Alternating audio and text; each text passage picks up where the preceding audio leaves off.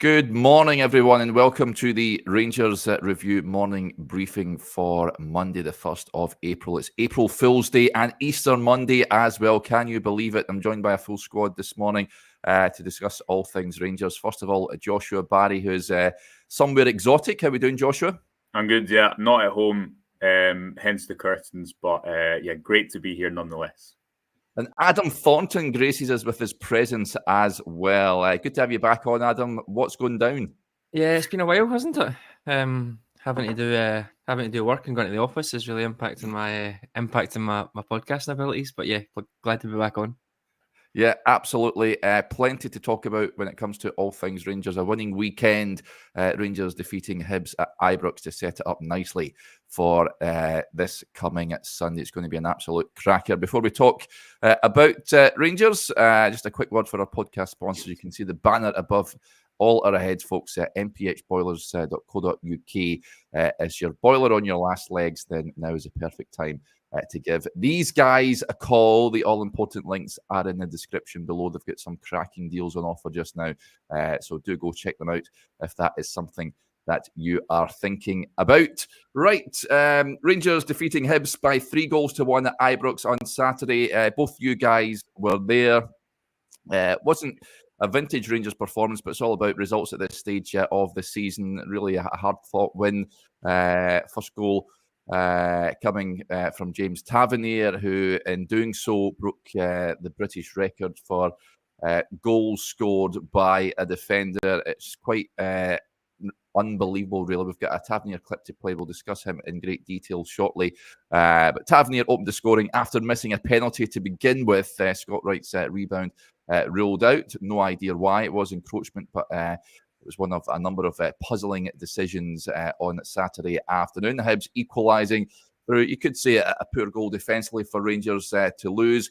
The boy takes it well to equalise just in stoppage time in the first half, Melida. But Rangers respond almost immediately. Cyriel Dessers nodding home.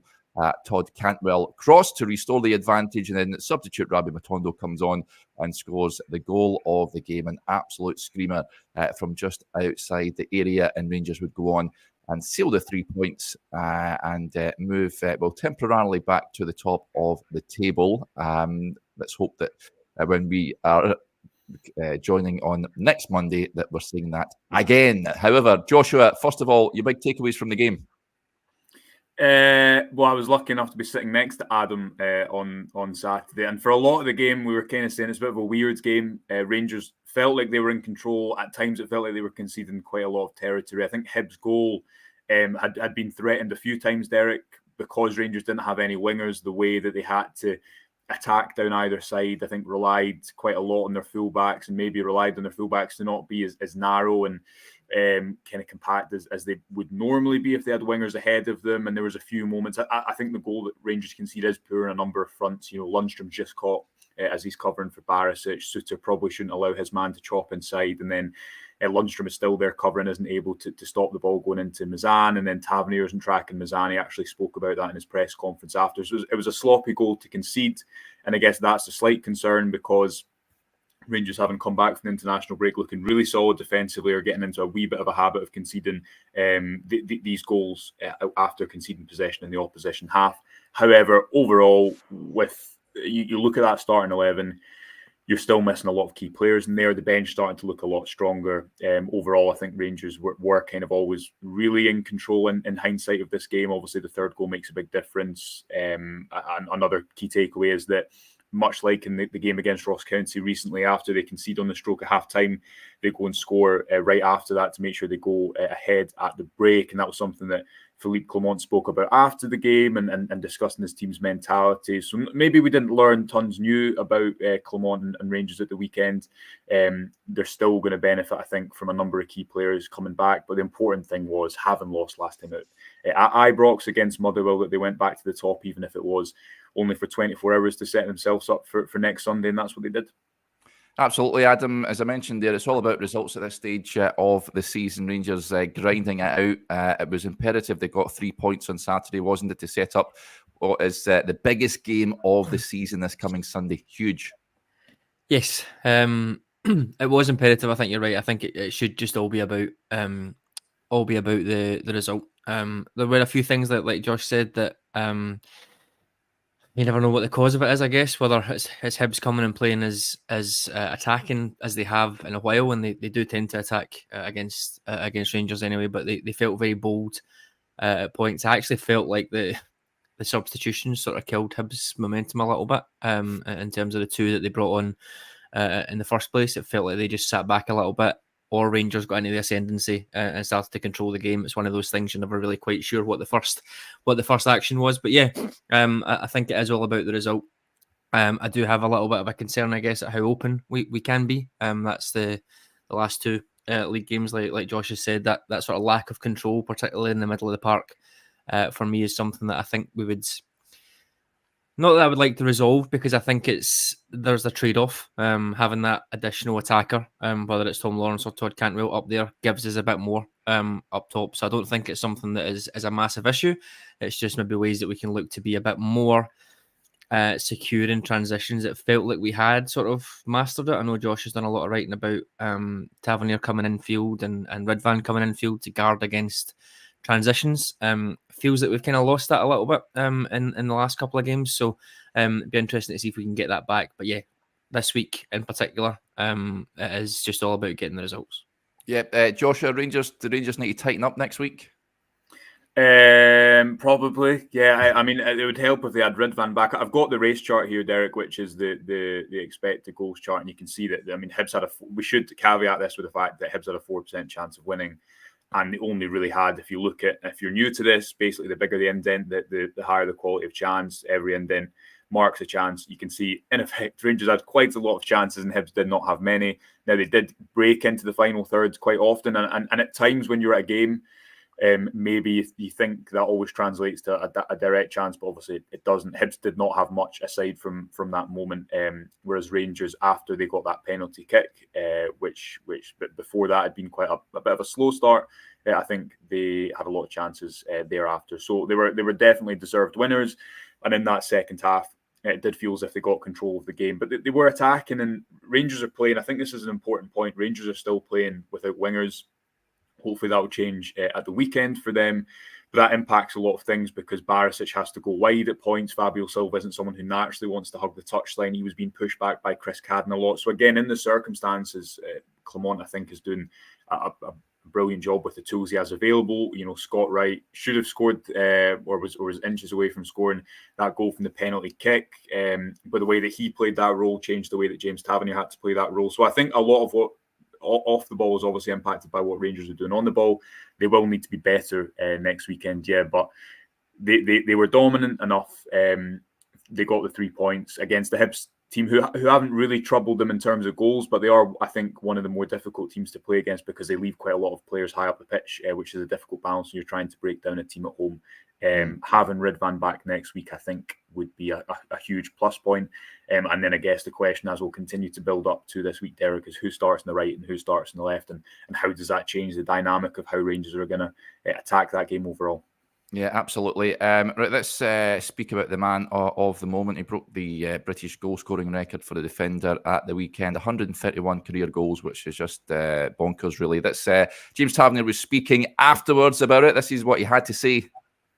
Would have told me when I first jumped in to be a professional footballer that I'd have a chance to be the highest scoring defender in British history, then I wouldn't have really believed you. But you know, that's obviously down to all the teammates that I played over with all the years that have helped me through the journey. And yeah, I'll just continue working hard and see how many I can get until I hang my boots up in a long way down the line. Adam, you're a James Tavernier fanboy. He's going to get a few more of that, there is no doubt, but it shows you the mentality of him to miss that penalty, to step up and score a sublime goal shortly after. It doesn't really affect him, does it? He's an absolute machine. Yeah, it's funny. He's now just trolling everybody that says he only takes penalties because he just misses the penalties and then scores anyway, which I quite enjoy. But yeah, obviously it was great. He did look like when he hit that shot that he had a point to prove absolutely after missing his last two penalties. I was going to ask him in the press conference whether there was any considerations about someone else stepping up to take the penalties moving forward, but it didn't quite feel at the right time given he was celebrating that achievement. So left it. But that'll be interesting to see. Who knows? There'll be other players there champing at the bit, I think, to get an opportunity to score some penalties. But yeah, I don't think he's going to give it up. I'm sure he said in the past it doesn't really affect him.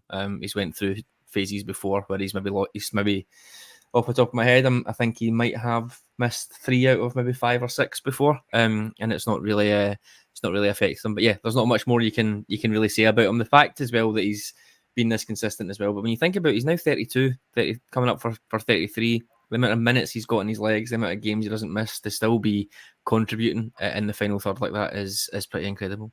Yeah, sensational. It really is. I watched a compilation of some of his goals yesterday, and they're all absolute crackers. He's such a great striker of the ball. Is that a valid point Adam has there, Joshua? Do you think if Rangers get a penalty next week, Tav's still stepping up? Of course, who would be the contenders, do you think, to try and get a shot on penalties? Not that I think Tav will look to delegate right enough. Well, Dessers took one away with Nigeria, didn't he? So he might be up there. I'm saying that, but I'm not sure many people would put him forward. I don't know. As Adam says, he's gone through those stages of missing penalties before. The last time I can remember that was over the League Cup final, and they didn't take one in the League Cup final, and Morelos hit one, and it was not a good penalty. I think players miss penalties. Teams sometimes then spend ages trying to jump around and find a consistent penalty taker. If he misses 3 or 4 or 5, then maybe have a question about it. But generally this season, to the top of my head, he's been pretty consistent. And it's also against the same goalkeeper that he's missed those 2 recently, isn't it? David Marshall. And I think because he scored at home against Motherwell. Did he go down the middle against David Marshall at Easter Road, kind of? Or did he maybe not connect with his penalty as well? I can't remember off the top of my head. He said it was his wife's fault that he went down the middle because she told him to. So he's spoken about his penalty technique before, and I think he always decides where he's going to go before. He doesn't look at the goalkeeper.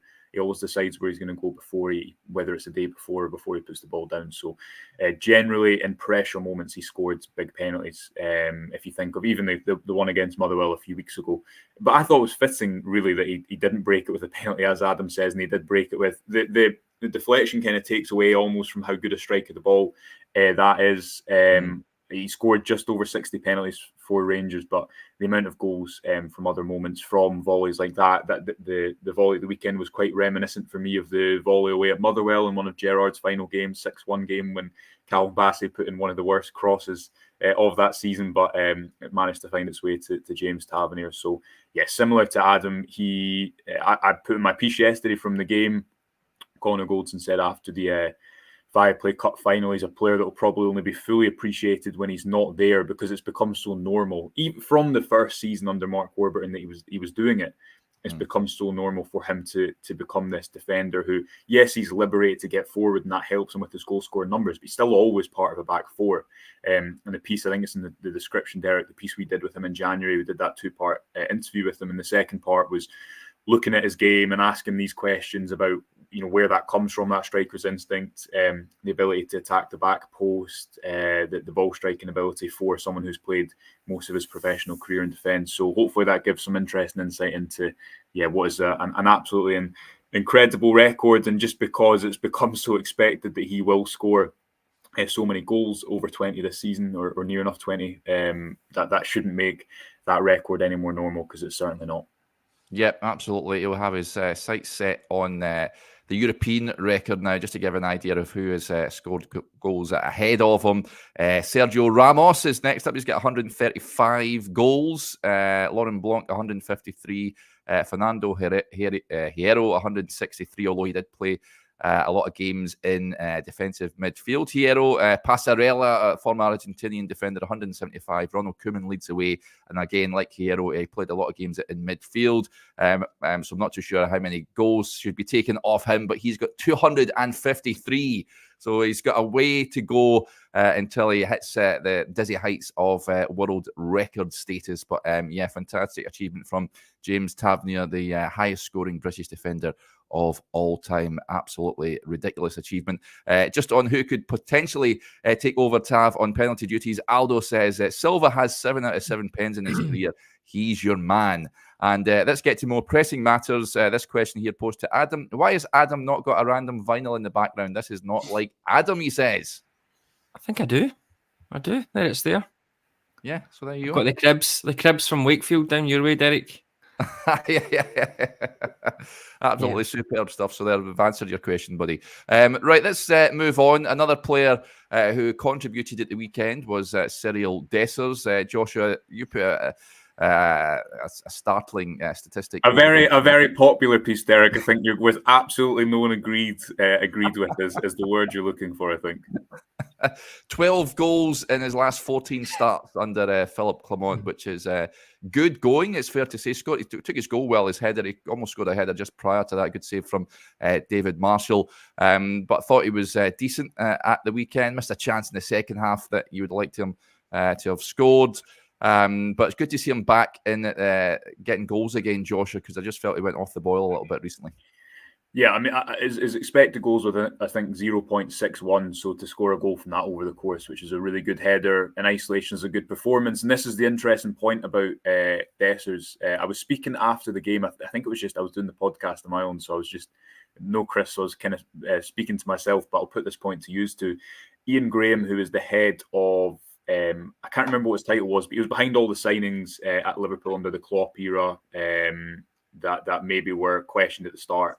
The money that was spent on Salah or Mane or someone like Andy Robertson, who was relegated, but then he was using this unique data model to show them that they were actually quite good. And the Dessers piece last week was interesting because it's not that I'm necessarily saying that I think he's the best striker to play for Rangers in the last few years. However, if you look only at his numbers, they're really good. So it's quite confusing because, and he's overperformed his expected goals. But then I agree with a lot of the kickback to that is, well, you watch him and he should have more. And you think when he goes through one-on-one and he's not incisive, and which is a definitive point I don't think you can disagree with. But similarly, 12 and 14 since Clement came into the club is by no means a bad record. Rangers haven't had many players who have scored at that domestic rate over the last number of years. And his goal for me, Derek, continues to prove that when he does have time, and maybe his miss in the second half shows this a bit as well, when he has time to try and turn and chop or go through one-on-one with a goalkeeper, I don't think he's at his best. 11 of his 13 goals in the league have been one-touch finishes, which just shows for me that he needs to score with his first touch, or he's probably not going to score. But it was a fantastic header. I actually thought that when he did go through on goal and he chopped back once and found Scott Wright, that was an example of how he can use the ball well and not try and go back and chop again and again.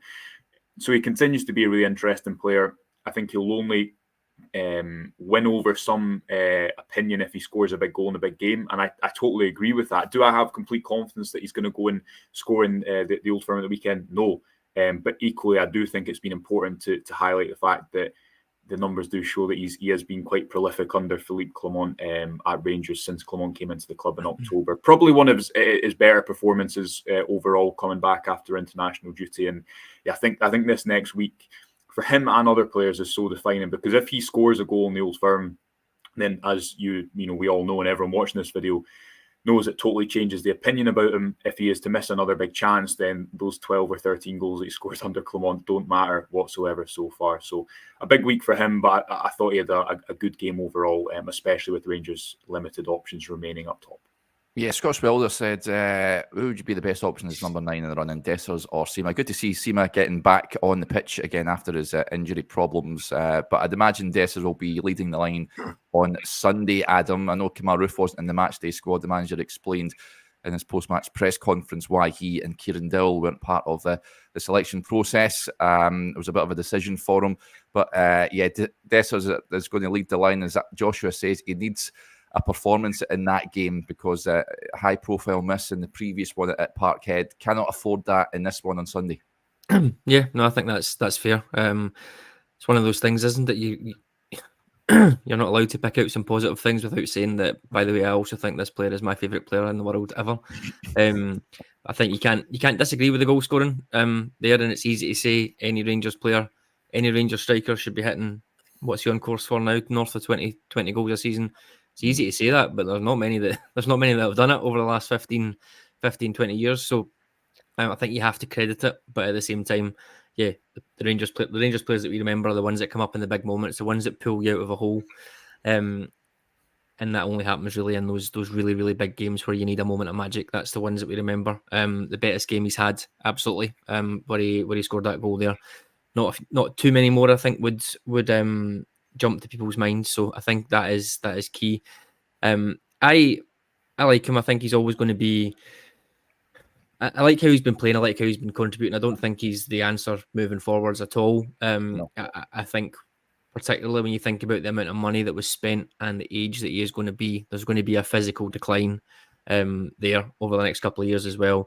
He does sort of rely on that a little bit. He can harry and he does press okay. That's going to drop off in the next couple of years. So I think we need to be wary there of saying, yeah, even if he does X, Y, and Z and scores all these goals, is he still going to be the 100% answer next season? I don't think anyone would say that, but I do think he is useful. I think he's positionally very well. I think when the ball drops in the box, we all sort of say, oh, he's missed another chance. The only way he gets those chances is because he positions himself really well in the box. It's his execution, I think, is an issue.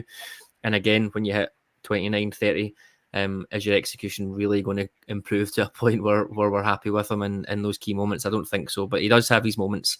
And I would probably be starting him. Yeah, I think Sima off the left needs to be the thing that happens when he's back fit. I think we found a real sweet spot in Clement's set up with Sima there.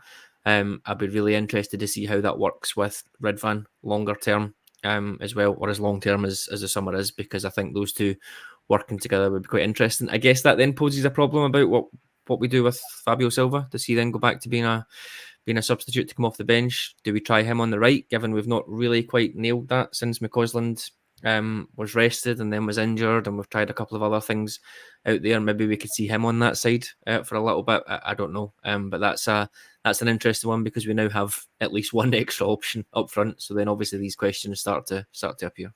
Yeah, that's an interesting point. Another player that came on and played on the left and scored that belter of a goal was Rabbi Matondo, another option out there. Cooper's left foot says, great to see Matondo on the left and Sima back. Suddenly the manager's got a flood of options over there, Joshua, with this huge game coming up. He's got Silva. Sima, I'm not too sure if he's fit enough to start that game against Celtic. Rabbi Matondo certainly done himself no harm about putting himself in the manager's selection plans as well. I don't think Matondo works over on that right-hand side. So it's a bit of a selection dilemma for the manager there. Matondo, I think we can all conclusively say Matondo is not a right winger. But when he plays on the left, the thing is, a season has been stopped by injury twice. And he has looked pretty bright in patches. Again, there's that question of can he do it over a consistent period of games. But when he was handed a few starts at the beginning of the year, he scored against Livingston, didn't he? Scored against Aberdeen. Did he score against? Yeah, he scored against Aberdeen. He looked like he was going to start contributing, then had that unfortunate injury. I'd be surprised if he starts. Derek, there was an interesting comment that Clement made in his post-match press conference, because Kemar Roof was not on the bench and everyone thought, okay, he's definitely injured, but then he was warming up as part of the squad.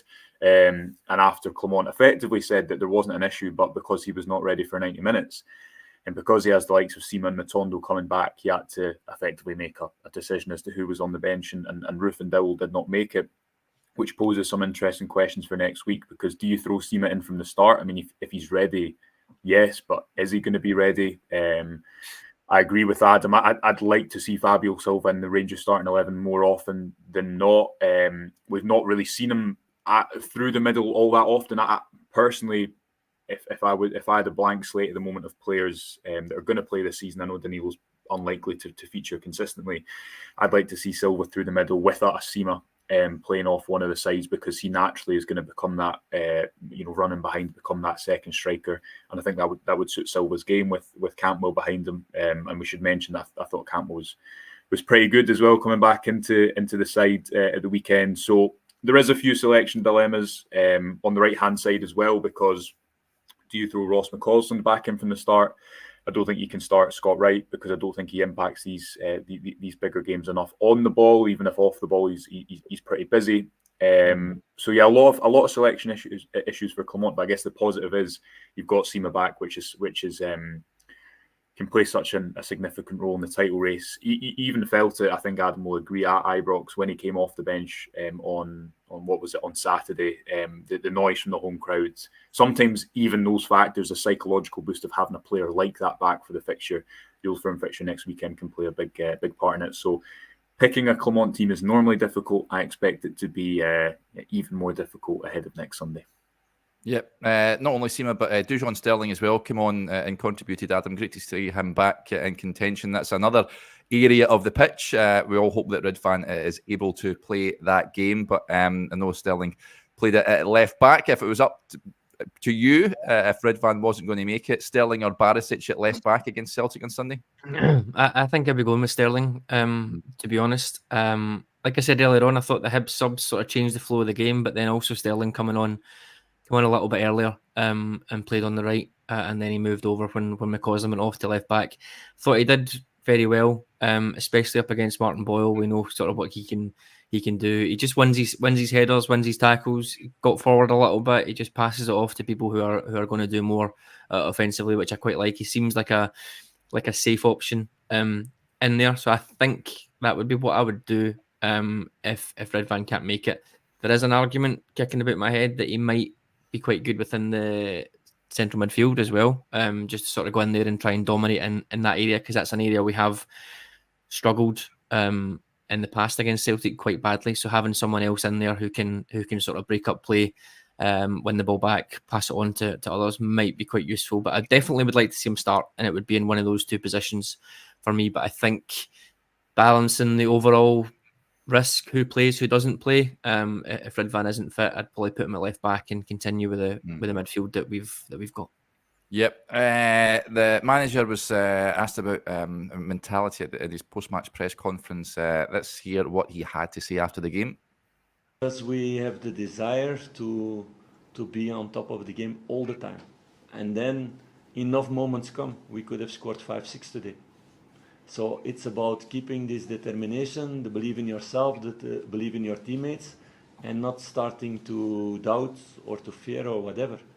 So I had a job in my first months here to get this mentality into the heads. I don't have, for the moment, any job about that anymore, because they know, they experience together, and that's a very important thing. That is a very important thing, Joshua. They go into this. They'll go into this Celtic game looking to get one over of their arch rivals for the first time this season. It's a huge game. Rangers, for me, need to win. If they win it, I think it's a massive statement of intent in the season. But he's worked wonders, of course, the manager, in instilling that belief. The very fact that they're in this position is down to Philip Clement and instilling that mentality into the team. It's a different Rangers team, as we all know, to the one that he took over back in November time. I have no sort of concerns about that mentality issue. I know they've lost to Celtic twice this season already, but this Rangers team and this mentality is a lot different now, as the manager says. Yeah, it is. And I think it's probably the one thing that people thought Clement wouldn't be able to fix between now and the end of the season. And we've spoken about this before, Derek, where we're definitely guilty when a manager comes in to a football club in whatever context of saying, what is his style and how is that going to improve Rangers or whoever at left back, or how is it going to improve this particular tactical setup against a low block? And what Clement spoke about just as frequently, not only this topic of belief and rebuilding elements of the squad's confidence, but synergy with the fans and how Ibrox can play a factor, was something that he hammered home for the first couple of months. And it's really important, because that can be just as significant, if not more significant, than the details on the pitch. It is the details off the pitch, and how, for example, it's easy maybe to say this in hindsight, but the way that Rangers go back and score a goal right after conceding the weekend against Hibs, and the way they did it with it was a Dessers header as well against Ross County a few weeks ago, wasn't it? It feels like in the past that just wouldn't have happened. Similarly with Kilmarnock away, when Rangers, instead of maybe keeping balance behind the ball and keeping the ball for the first 15-20 minutes away at Rugby Park in the second half, and then chasing it for the final 30 minutes, they instead find themselves in that position after 60 minutes with a lead to protect. So I do think there is mentality differences under Clement. This weekend will be the biggest test of it. So far, they've not really failed one so far. I think Motherwell, you could maybe... Clement said at the time he did not expect that kind of hit the wall moment to take 5 months to arrive, especially given the position he assumed the squad within, and especially given the injuries that he's had to survive throughout these 5-6 months with. So yeah, it's something that is quite hard to measure, Derek, because we can't put a tactical graph next to it or say this is said manager's particular style. But what has stood out about Clement so far is leadership techniques, and the way that obviously has rubbed off on the squad, and the way that has improved an area that, as I mentioned at the start of this answer, that I don't think anyone, the most optimistic of thinkers, would have thought that this Rangers team could become a really resolute side mentally between now and the end of the season. But as mentioned, we'll revisit that topic next Monday, because this is a big pressure game, and I think this is the ultimate test of that factor. Yeah, I feel like it's always quite precarious, that mentality thing, because there's so many things that can influence it on either side depending on your point of view. It's absolutely brilliant to come back and show mentality and come back to win those games. On the flip side of it, the last 7 league games we've either lost the first goal or been pegged back in 4 of them, and that's not sustainable either. You're more likely, I think, in my mind, you're more likely to then go on and drop points in the game than you are probably to come back in every single one of those. So while it is great, I think that's brilliant. In 4 games out of the last 7, we've effectively lost control of the game for a period of time, which I don't think the manager will be happy with. So that's one of those things we always talk about, goals changing games, as me and Joshua were talking about at the weekend there. But it'd be nice to get back to that, where we get 1 or 2 goals early and we can just start to coast through the games, or at least start to control them a bit more, because that's not great when you're losing control of games in those periods and having to then go to the well and bring it back. So I'm not suggesting that would be the case this weekend, but it would be brilliant if it was. But certainly going forwards, it'd be good if we could get back to those sort of fast starts and almost giving teams those massive problems by going 2 goals up early doors would be obviously brilliant. Yeah, just on the back of that, Adam, there's a comment that I started earlier on from Denzo. Says, good win on Saturday, but is Adam worried that teams who aren't getting many chances against us seem to score relatively easily? As a slight concern, of course, Rangers coming up against a team that are better than Hibs on Sunday. They can't afford to be as lax in defence and as open as we touched on a little earlier on. I'm sure it's something the manager will be looking to work on this week. Yeah, I guess it is. It's by the nature of the games that we play. We do always seem to concede a sloppy goal, but it is mostly the only goal, and I think it's just the amount of risk that we play in the game. Just a couple of mistakes from us, because we do leave ourselves relatively open at the back when we're attacking, particularly Ibrox. I think we're always at risk of that. It can just take a moment of genius or an opportunity or a mistake for it to happen. I did think there was more risk in the game than the numbers suggest at the weekend. I did think Hibs got into some good areas or had potentially good opportunities that a couple of passes differently might have put them through. It didn't really materialise, and it's after the game that you see that maybe the risk wasn't quite there, but we were a little bit open in that game, and we have been in that game. Obviously the Benfica games is to be expected, but the Motherwell game as well, I thought we were a little bit open in there. Like I said, it's maybe a part of a wider strategy to be more aggressive and try and go and get those goals, but when you don't get those goals, then you do leave yourself at the mercy of maybe a bit of a basketball game. Yeah, absolutely. I can't wait for Sunday. I've got a sneaky suspicion it's going to be an open game, and let's hope Rangers come out on top in that one. Just to give you a heads up of what is on the website this morning, folks, you'll have seen those that are subscribers, a brilliant interview that Chris has done with Phil Hollander. He's spoken about his time at Rangers, opened up about his injury problems, scoring that goal against Celtic, the Old Firm winner, of course, at Ibrox, winning title number 55 as well. It's a fascinating insight into his time at the club, and also how he's getting on over there in Denmark at this moment in time. The link is in the description. Go and check it out. If you aren't a subscriber to the website, now is the time to sign up. £4 for 4 months or £18 for an entire year. Loads of great content on there. Joshua's piece on James Tavernier also there after he broke the British record over the weekend. So fantastic content on the website this morning on this Easter Monday. There will be plenty of videos to come over the week as we build up to the game on Sunday. Johnny's making an appearance on the video tomorrow. Yeah, oofed indeed.